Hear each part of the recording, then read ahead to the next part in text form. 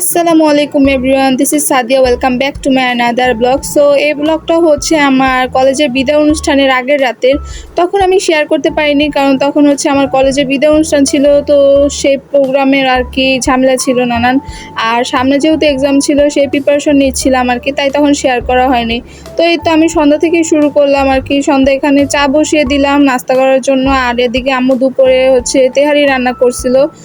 আর এটা টেস্টটা তো বলার কিছু নেই, দুর্দান্ত। আর আজকে চাটা আরও স্পেশাল হতে যাচ্ছে কনডেন্স মিল্কটার জন্য।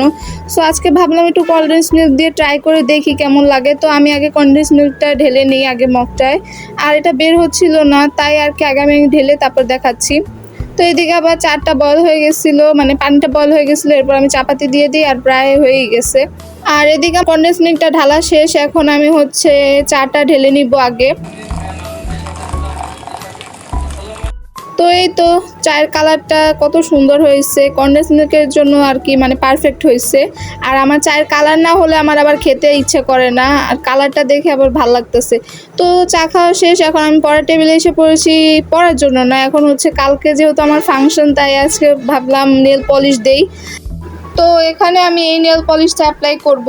এটার কালারটা হচ্ছে ডাস্টি রোজ বা মাউভি পিঙ্ক। এই কালারটা খুবই এলিগেন্ট এবং ন্যাচারাল লুক দেয়, তাই আর কি আমি এটা চুজ করলাম।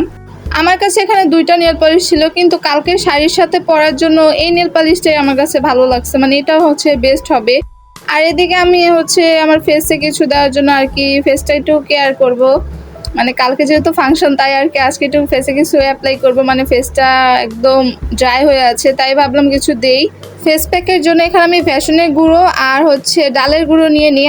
আর এদিকে বাবা রুটি আনছিল, এই রুটিটা অনেক মজা, একবারে গোল পিৎজার মতন। তো এই তো আমি ভ্যাসনের গুঁড়িটা নিয়ে নিই, আর এখানে ডালের গুঁড়িটাও অ্যাড করে নিই। আর এদিকে আমি অল্প চিনি দিব, মানে চিনিটা দিলে আর কি ভালো শুনলাম আমি।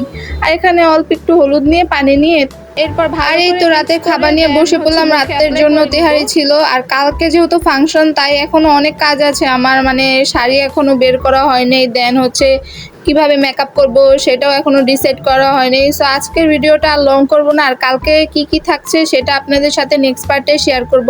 কোন কালার শাড়ি নিয়েছি আর আমার ফ্রেন্ডদের সাথে কিভাবে মজা করলাম সেগুলো আবার কালকে আপনাদের সাথে শেয়ার করব। কালকে ভিডিওটা আর ইন্টারেস্টিং হতে যাচ্ছে। ততক্ষণের জন্য আল্লাহ হাফেজ।